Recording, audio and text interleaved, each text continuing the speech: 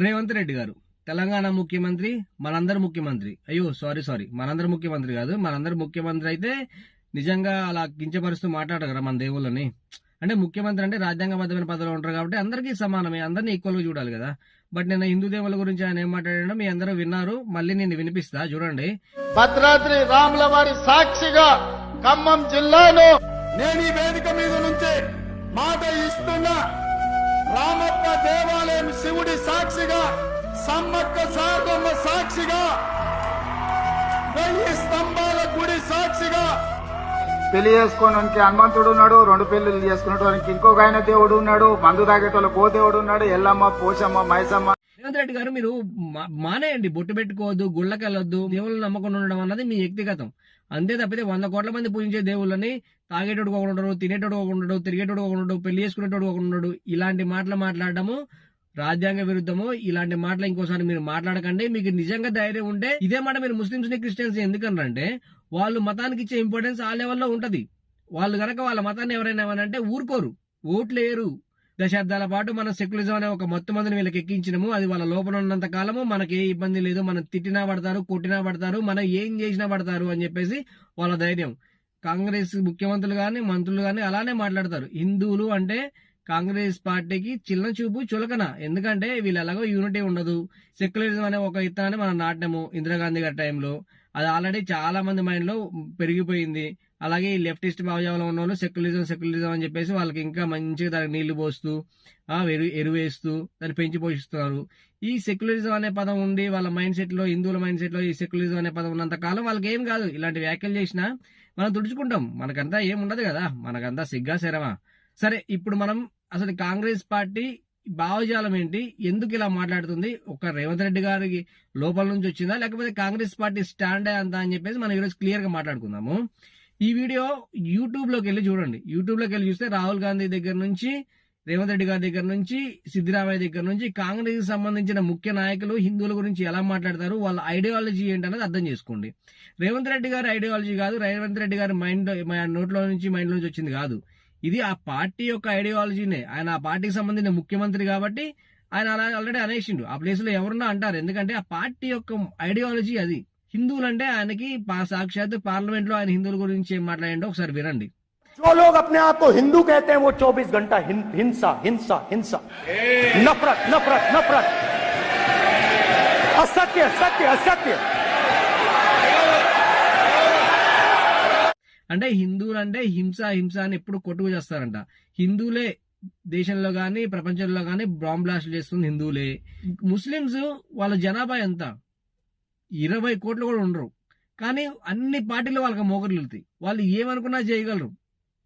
ఆ విషయం మీ అందరికీ తెలుసు.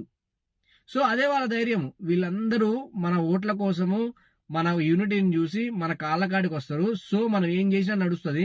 హిందువులు సెక్యులరిజం అని కొంతమంది పోతారు, ఈ లెఫ్ట్ ఐడియాలజీ అని చెప్పి కొంతమంది పోతారు, ఆ పార్టీ ఈ పార్టీ అని కొంతమంది పోతారు. అరే మన హిందుత్వాన్ని కాపాడే పార్టీకి ఓటు వేయచ్చు కదా, ఏం పోతుందో నీకు.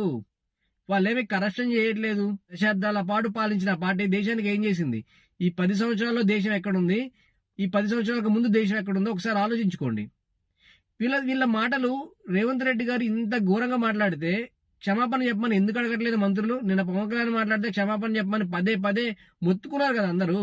మీరు తెలంగాణ ప్రాంత ప్రజలకి అవమానిస్తారని చెప్పి మాట్లాడారు. ఇప్పుడు 100 కోట్ల మంది ప్రజల గురించి అవమానంగా మాట్లాడండి, 100 కోట్ల మంది పూజించే దేవుల గురించి అవమానంగా మాట్లాడండి. మీరు రేవంత్ రెడ్డి ఎవరికి సమాధానం చెప్పరు. బరాబర్ చెప్పాలి రేవంత్ రెడ్డి గారి సమాధానం. ముఖ్యమంత్రి చెప్పాలి, కేబినెట్ మంత్రులు చెప్పాలి. ఎందుకంటే మీరు మీ పార్టీకి మాత్రమే ముఖ్యమంత్రి కాదు, తెలంగాణ ప్రజలందరికీ ముఖ్యమంత్రి.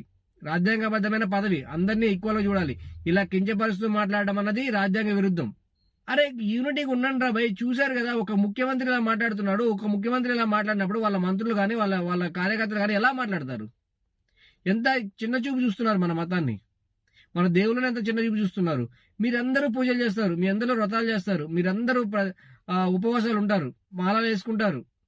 అరే ఇన్ని చేస్తారు కదా, మనకు పండగలు వస్తే దేవాలయాలు నిండిపోతాయి. కానీ యూనిటీ ఎందుకు ఉండదు మీకు? రేపొద్దున మీరు గుడికి వెళ్ళాలంటే, ఆ గుడి ఉండాలంటే రేపొద్దున మన మతాన్ని కాపాడే పార్టీ ఉండాలి. అర్థం చేసుకోండి. ఒక ముఖ్యమంత్రి అయి ఉండి హిందువుల గురించి ఎంత దారుణంగా మాట్లాడతాడు, అది పబ్లిక్ మీటింగ్ లో.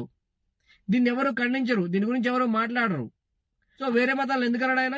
ముస్లింస్ క్రిస్టియన్స్ అనొచ్చు కదా, వాళ్ళంటే వాళ్ళు ఊరుకోరు కదా, వాళ్ళు రోడ్ల మీదకి వస్తారు, వాళ్ళ యూనిటీ ఉంటుంది, వాళ్ళు ఓట్లు వేయరు. ఒక్క మాట అన్నా వాళ్ళు ఓట్లు వేయడం మానేస్తారు. వాళ్ళ అంత యూనిటీ ఉంది కాబట్టి వాళ్ళ గురించి ఎవరు మాట్లాడరు. కానీ మన గురించి ఇంత కించపరుస్తూ మాట్లాడుతుంటే సాక్షాత్ ముఖ్యమంత్రి మనకి యూనిటీ ఎప్పుడు వస్తుంది? ఈయననే కాదు, కర్ణాటక ముఖ్యమంత్రి కూడా అలా మాట్లాడండి. కర్ణాటక ముఖ్యమంత్రి బయట ప్లే చేస్తారు చూడండి. ఇస్లాం ಅಂದ್ರೆ శాంతి.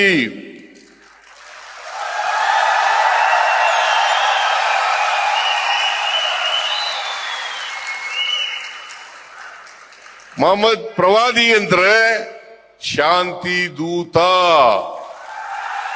అధికారి ప్రోత్సహిస్తుంది హిందువులే, ఎందుకంటే వాళ్ళు శాంతియుతంగా ఉంటారు కదా. సాక్షాత్ కర్ణాటక ముఖ్యమంత్రి చెప్తాడు, రాహుల్ గాంధీ పార్లమెంట్ లో చెప్తాడు హిందువులు అంటే ఎప్పుడు హింస హింస అని కోరుకుంటారని చెప్పేసి. సో ఇలాంటి పార్టీని మనం ఎందుకు సపోర్ట్ చేయాలి? ఎందుకు సపోర్ట్ చేస్తున్నారు మీ అందరూ? దేనికోసం? ఆ పార్టీ ఏమైనా అభివృద్ధి చేసిందా? లేదు. ఎన్ని స్కాములు చేయాలో అన్ని స్కాములు చేసిన పార్టీ ఆ పార్టీ. దేన్ని వదిలిపెట్టారు? దేన్ని వదిలిపెట్టలేదు. మీరు కాంగ్రెస్ పార్టీకి సంబంధించిన ఏ నాయకుడైన ఆస్తులు చూడండి, ఎంత ఉంటాయో చూడండి.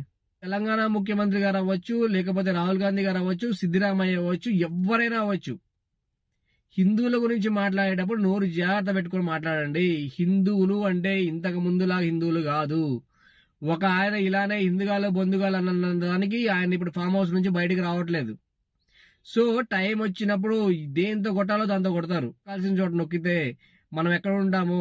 ప్రభుత్వాలు కూలిపోతాయి, మనం కట్టుకున్న కోటలు కూలిపోతాయి. 10 సంవత్సరాల నుంచి కట్టుకున్న కోటని ఒక్క దెబ్బతో కూల్చారు. ఆయన ఫామ్ హౌస్ నుంచి బయటకు కూడా రావట్లేదు.